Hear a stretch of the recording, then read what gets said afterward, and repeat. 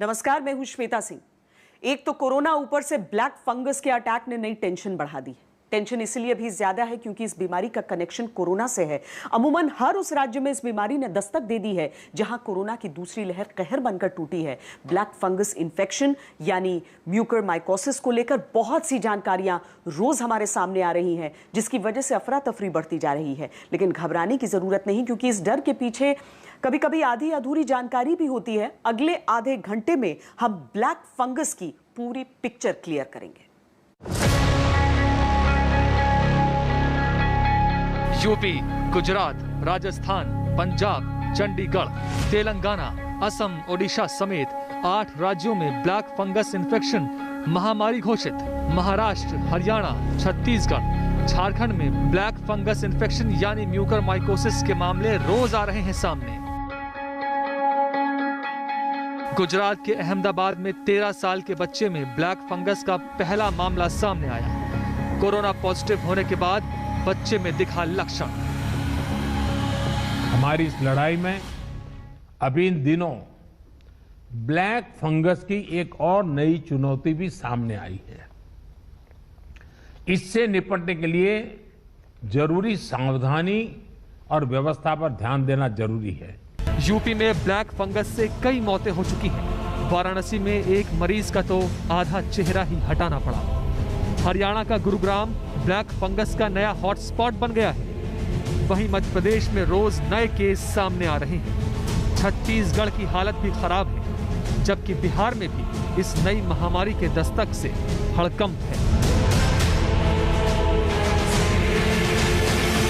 ये जो हम संक्रमण देख रहे हैं वो कोविड के मरीजों में जिस दिन डायग्नोसिस के 3 हफ्ते, 2 हफ्ते, 4 हफ्ते बाद प्रकट हो रहा है, तो इसलिए महाराष्ट्र, गुजरात में इनकी संख्या ज्यादा दिख रही है। और शंका ये है कि बाकी प्रांतों में भी इसकी संख्या बढ़ सकती है। ब्लैक फंगस या म्यूकरमाइकोसिस ये फंगस की वजह से होने वाला संक्रमण है। ये इतना खतरनाक है कि शरीर के जिस भी भाग में होता है उसे खत्म कर देता है, पूरी तरह से सड़ा देता है। ऐसे में अगर इसका असर दिमाग में हो जाए तो मरीज को बचाना बेहद मुश्किल हो जाता है। Patients who are in the elderly age groups, middle to elderly age groups, and who have been suffering from diabetes, they are basically immunosuppressed. The immunity level of these patients is quite low, and when they get infection with the corona, the immunity further goes down. And because of the treatment with multiple immunomodulators as well as high doses of steroids, what happens is that these patients are on a very high chances of getting fungal infection. Black fungus का खतरा उन लोगों को होता है जो diabetes से पीड़ित हो, जिन्हें कैंसर हो, जो एड्स के मरीज हो या फिर उनका कोई अंग ट्रांसप्लांट हुआ हो। कोरोना के उन मरीजों को ब्लैक फंगस का खतरा होता है जिनके उपचार में स्टेरॉइड का इस्तेमाल किया गया हो। ये मरीज किसी भी उम्र वर्ग के हो सकते हैं और ठीक होने के बाद भी ये खतरा उन पर मंडराता रहता है। आपको अगर फेस पे या स्किन पे या नाक की टिप पे एनेस्थीसिया, जैसे आपको छूने से पता नहीं चल रहा कि वो टच हो रहा है, तो हो सकता है ये फंगस म्यूकरमाइकोसिस हो। और इसको आप जल्दी से जल्दी दिखवाएं ताकि इसका इलाज अगर टाइमली हो जाता है तो आपको बहुत जल्दी इंप्रूवमेंट होने के चांस है। ब्लैक फंगस में मृत्यु दर 50 से 60% तक है। कैंसर में जिस तरह 3 स्टेज होती है, ठीक उसी तरह म्यूकरमाइकोसिस 4 स्टेज की होती है। लेकिन ये ज्यादा घातक है क्योंकि कैंसर में एक स्टेज से दूसरी स्टेज में पहुंचने में महीने भर से ज्यादा समय लगता है, लेकिन म्यूकरमाइकोसिस में हर 5 दिन बाद मरीज अगली स्टेज में पहुंच जाता है और 15 दिनों में ही लास्ट स्टेज आ जाती है। ब्लैक फंगस इतना ज्यादा खतरनाक है कि इससे जान बचाने के लिए मरीजों के अंग तक काट कर निकालने पड़ रहे हैं। काफी भारी संख्या में आंख की रोशनी पे असर पड़ सकता है, और अगर ट्रीटमेंट नहीं हुआ और आंख से होते हुए अगर ये मस्तिष्क में पहुंच गया तो ये जानलेवा भी सिद्ध हो सकता है।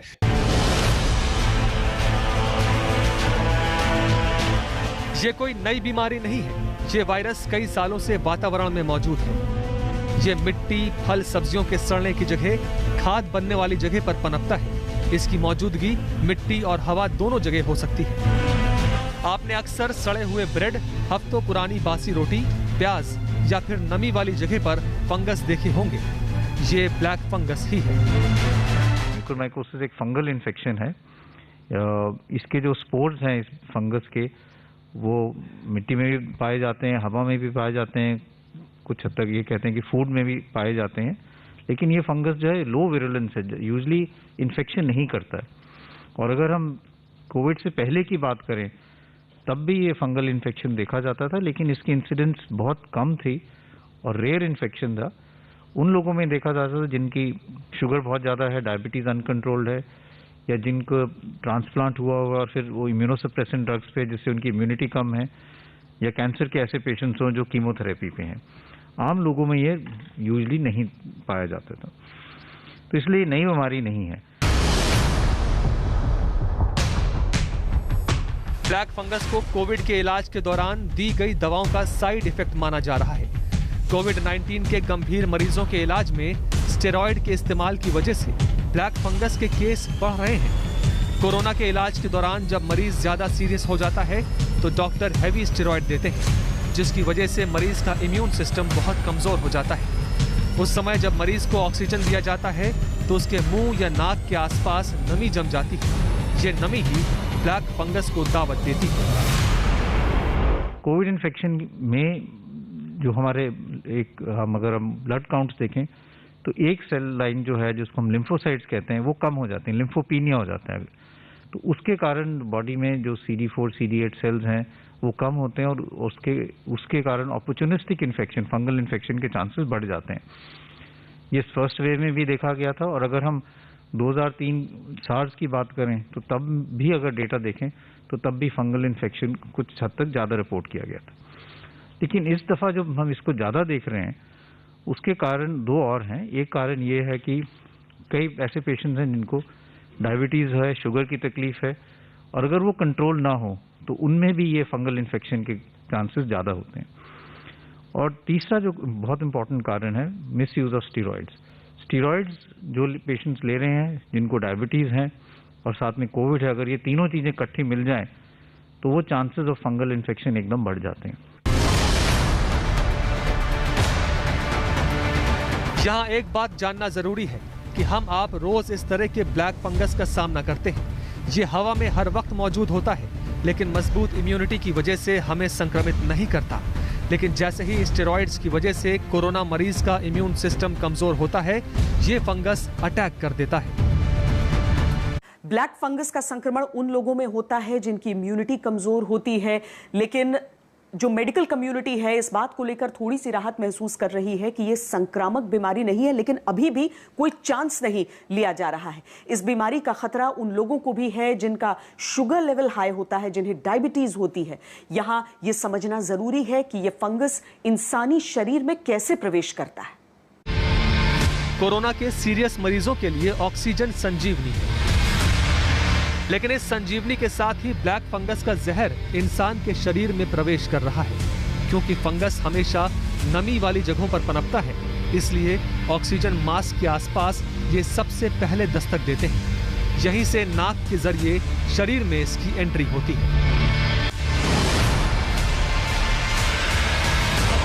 ब्लैक फंगस की पहचान है नाक से पानी आना। पानी हल्के भूरे रंग का हो सकता है, नाक के पास हल्का धब्बा बन जाता है, चेहरे का सूजना, आंखों के पीछे वाले हिस्से में दर्द, खांसी, मुंह के न भरने वाले छाले, दांतों का हिलना और मसूड़ों में पस पड़ना जैसे लक्षण दिखते हैं।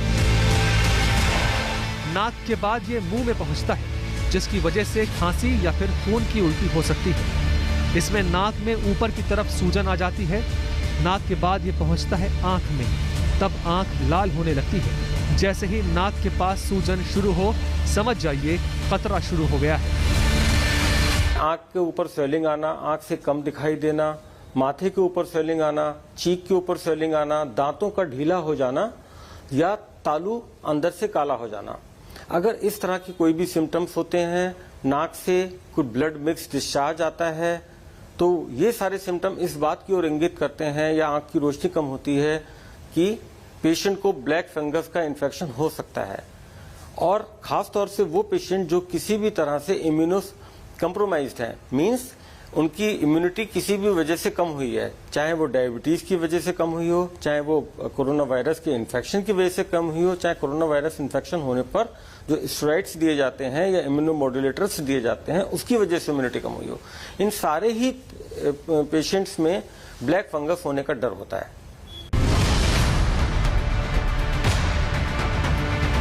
चूंकि मौसम में बदलाव और प्रदूषण की वजह से भी आंख लाल हो सकती है, इसलिए सिर्फ आंख लाल होने पर घबराएं नहीं। आंख लाल होना पहली पहचान नहीं है। पहली पहचान है नाक से भूरे रंग का पानी आना। उल्टी और सरदर्द आंख के बाद ये ब्रेन पर अटैक करता है।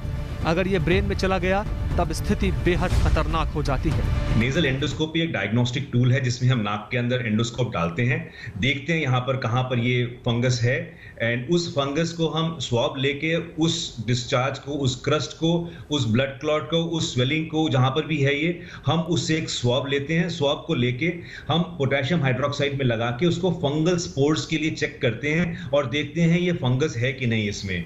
एक बार ये डायग्नोस कंफर्म होता है, उसके साथ साथ ही हम डिले नहीं करते, उसके साथ साथ ही हम सीटी स्कैन या एमआरआई, सीटी स्कैन बोन्स देखता है, एमआरआई सॉफ्ट टिश्यू देखता है। ये फंगस जब ट्रैवल करता है बोन को डिस्ट्रॉय करता है लेट स्टेज में, सॉफ्ट टिश्यू में ट्रैवल करता है अर्ली स्टेज में। एमआरआई सॉफ्ट टिश्यू की पेनिट्रेशन बताता है और सीटी स्कैन बोन की डिस्ट्रक्शन बताता है। यहाँ एक बार फिर ये बात समझ लीजिए, ये बीमारी सबको नहीं हो सकती है। ये उन्हीं को होगी जो कोरोना के सीरियस मरीज हैं, स्टेरॉइड्स ले रहे हैं, हाई ब्लड शुगर के पेशेंट हैं, या फिर जिनकी किसी बीमारी की वजह से इम्यूनिटी बहुत कमजोर है। ये फंगस नमी में रासायनिक बदलाव करता है। जब इम्यूनिटी कम होती है और खून की सप्लाई कम होती है, इस संक्रमण का प्रसार बहुत तेजी से होता है। कोविड की पहली लहर में रिकवरी के बाद कम से कम 3.5 हफ्ते का समय म्यूकोरमाइकोसिस के लक्षण उभरने में लगा, लेकिन दूसरी लहर में ये 2.5 हफ्ते में ही सामने आ रहा है।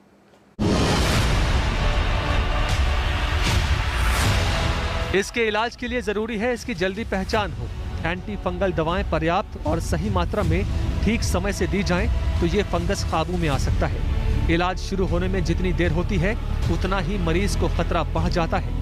कई बार मरीज की जान बचाने के लिए आंखों में फैल रहे संक्रमण को रोकने के लिए मरीज की आंखें निकालनी पड़ती हैं। इसी वजह से जिस भी अस्पताल में ब्लैक फंगस संक्रमित मरीज का इलाज किया जाता है वहां पर मेडिसिन, नेत्र रोग, नाक कान गला रोग यानी ENT, न्यूरोलॉजी विभाग के चिकित्सकों की टीम होना जरूरी होता है। ये टीम ब्लैक फंगस संक्रमण वाले मरीजों का संयुक्त रूप से इलाज करती है। इस साल इस बीमारी का और बुरे तरीके से हम लोगों पर आना बहुत एक संभावना है और इसका इलाज एम्फोट्रिसिन यानी कि एंटी फंगल दवाई से अस्पताल में और बाद में कुछ सर्जरी से भी जरूरी है, अदरवाइज ये जानलेवा बीमारी है। इसका इलाज थोड़ा महंगा है। Doctor anti fungal injection amphotericin B लगाने की सलाह देते हैं। एक दिन में 4 से 5 इंजेक्शन लगाए जाते हैं। ये इंजेक्शन करीब 10 से 15 मरीज को लगाए जाते हैं। अगर वक्त पर इस बीमारी को पहचान कर सही दिशा में इलाज किया जाए तो इससे ठीक होना मुश्किल नहीं है। ब्लैक फंगस से बचने के लिए क्या करें क्या न करें दिखाएंगे इस ब्रेक के बाद। आप देखते रहिए। पूरे देश में ब्लैक फंगस के मामले तेजी से बढ़ रहे हैं। कई राज्यों ने इसे महामारी घोषित कर दिया है। अधिकतर अस्पतालों में अलग से इसके मरीजों के वार्ड्स बनाए जा रहे हैं। अगर जल्द इस बीमारी पर काबू नहीं पाया गया तो स्थिति भयावह हो सकती है। ऐसे में सावधानी बरत कर भी इस बीमारी को काफी हद तक रोका जा सकता है और सतर्क रहकर भी। कोरोना के जिन मरीजों को ऑक्सीजन के साथ साथ स्टेरॉइड की डोज लग रही है वो कुछ खास बातों पर ध्यान दें। ऑक्सीजन सिलेंडर या ऑक्सीजन कंसंट्रेटर में इस्तेमाल किया जाने वाला पानी मेडिकेटेड डिस्टिल्ड वाटर होना चाहिए। पानी को नियमित बदला जाना चाहिए। इसकी जगह पर सामान्य पानी का प्रयोग हानिकारक हो सकता है। सबसे पहले तो मिसयूज ऑफ स्टेरॉइड जो है वो हमें कम करना पड़ेगा। और जैसे पहले भी कहा था कि जो पेशेंट जिनको माइल्ड डिजीज है, जिनको ऑक्सीजन की जरूरत नहीं है और जिनको अर्ली स्टेज में जो कोविड इन्फेक्शन है, उनमें स्टेरॉइड देने से नुकसान ज़्यादा है, फायदा कोई नहीं है। आगे जाके फंगल इन्फेक्शन के चांसेस हो सकते हैं, स्पेशली अगर उनको उस व्यक्ति को डायबिटीज भी है। ऑक्सीजन मशीन और सिलेंडर के साथ जुड़े उपकरणों को भी नियमित साफ करते रहें। इसके अलावा डायबिटीज रोगियों के साथ ही जिन्हें कोरोना संक्रमण के इलाज में अधिक स्टेरॉयड दिया गया हो, ठीक होने के बाद भी उनके स्वास्थ्य की नियमित जांच जरूरी है। नियमित ब्लड टेस्ट के साथ शुगर लेवल भी दिन में 3 बार चेक करें। डॉक्टर की सलाह पर इंसुलिन की डोज लें। कोरोना से ठीक होने वाले मरीज कुछ महीनों तक कंस्ट्रक्शन साइट से दूर रहें, धूल वाले एरिया में ना जाएं, गार्डनिंग या खेती करते वक्त फुल स्लीव्स के ग्लव्स पहने, मास्क पहने, उन जगहों पर जाने से बचें जहां पानी का लीकेज हो, जहां ड्रेनेज का पानी इकट्ठा हो, वहां पर ना जाएं। हमारी इस पेशकश में इतना ही। देश और दुनिया की बाकी खबरों के लिए